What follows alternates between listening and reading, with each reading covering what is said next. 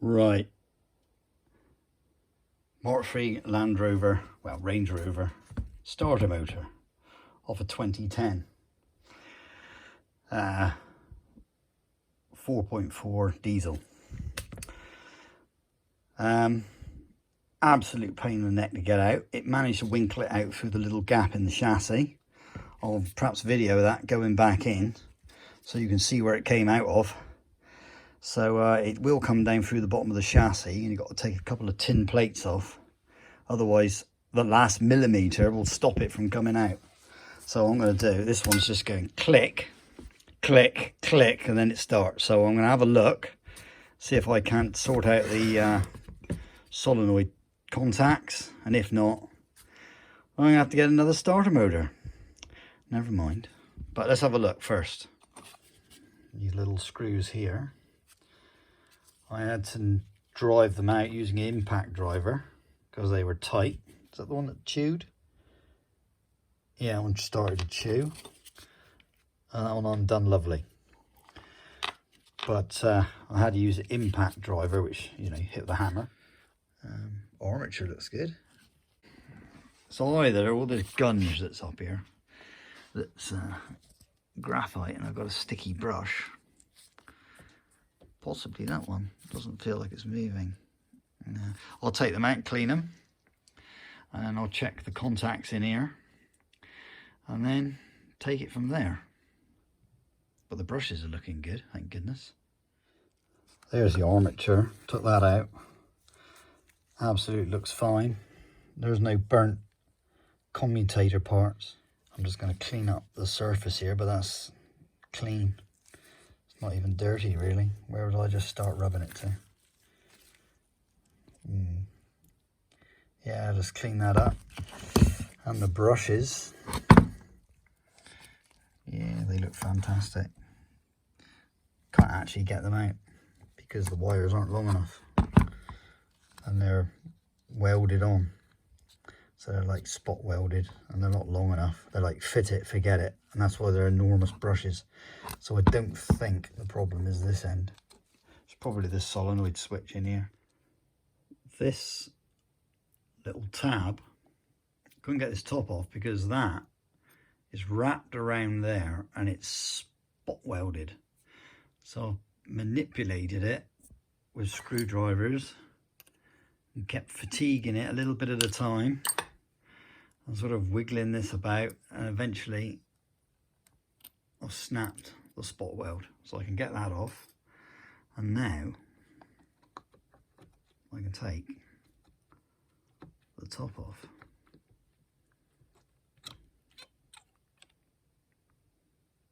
Voila. Ah yeah, look, let's take that contact. Yeah, quite dirty. Yeah, look in there. That is the problem. Okay, just tapped these two pins out and they're just trapped in there with an O-ring. That's just an ordinary, honest to God O-ring there, look. And that's all. It was sealing, that's just sort of keeping that up through there as a tight fit in there. So I've just pushed that out, and now, well, the surface in there, that's a uniform surface, so as a reference, so I can now measure that distance from there to there and make that one the same, and clean up this plate and make sure it's pretty flat across so that it strikes on both contacts. Okay, well, I've measured what looks like the good one, and now I'm going to measure the dirty one. I zeroed it out earlier and it's 5 thou thinner, so I'm going to make those the same with the vain attempt that they're going to strike at the same pressure. Right, after a bit of work, that is the cleaned up contact. That's the rough one. Well, I think it's the rough one. And I've just measured it between that face and the front, and it's 261 thou. So it's all faces, and it was a little bit out, and I just, the high side, I stroked it along like that.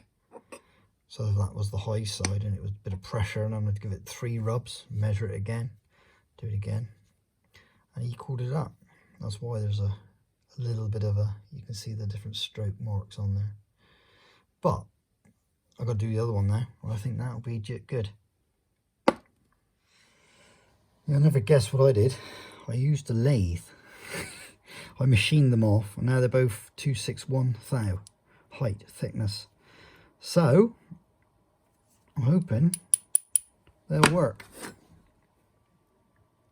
Okay, I've taped up the top here so I don't get filings down inside the solenoid, and I'm just going to clean these off with a small file until they're nice and smooth. That off.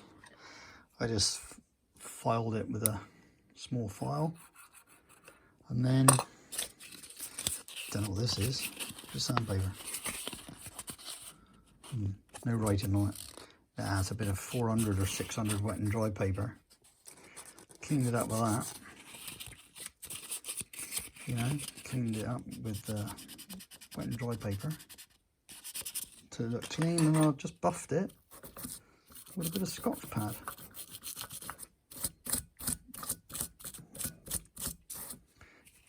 Which I can't do one-handed, but that's a lot cleaner. So I think that is going to work pretty good. On here, I've managed to save this connector. So, but if that does break off, you'd have to solder a wire onto here or down to there. And you can see the diameter of the wire you'd require. So if you put a wire on there or onto this blade that came out through here a little bit bigger, you could bring that wire out through and then put this lid back on and attach the wire up onto this connector here and solder it. To get this back armature back up inside of the brushes, I've held the springs back with a screw holding the, wedged it in there, and I'm going to take those screws out, and that'll let the brushes go back in, because those springs were sods. That had to be filmed off camera because it involved a lot of censorship getting those screws in. Bloody things. Okay, I've bent the tab back round and soldered it there. That should be good enough, I think. And now I've just got to put the rest of the body back on here, connect it up, and hopefully test it out. Right, all back together. Clamp that back on. Done these screws up. They hold the brush gear up to the top lid and stop them rotating around. And put the long studs back in. Everything's done up. So that is back together. Good 'un. I've just got to try it out now.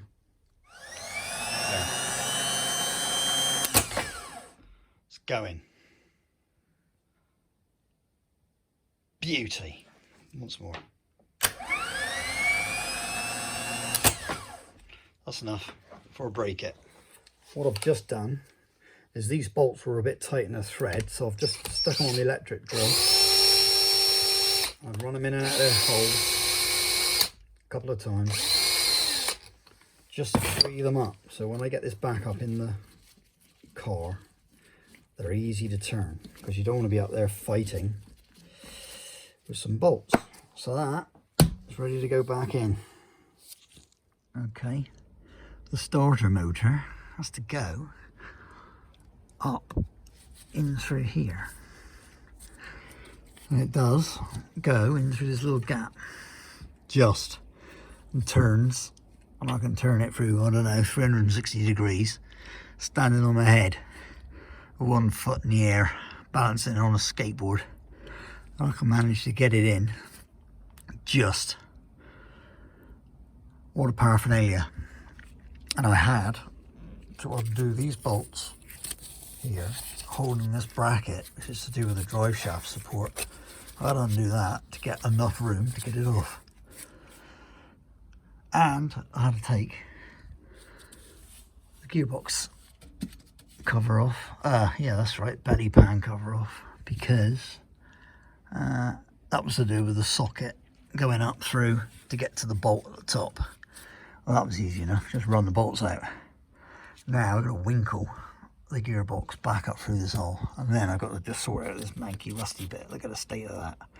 It's only surface rust actually. I'll chip it off and paint it and then put some wax oil over it all. Right, let's see if I can do this again. What you could do, get your motor like that. Oh, I've just done it and I can't remember how to do it. Like that.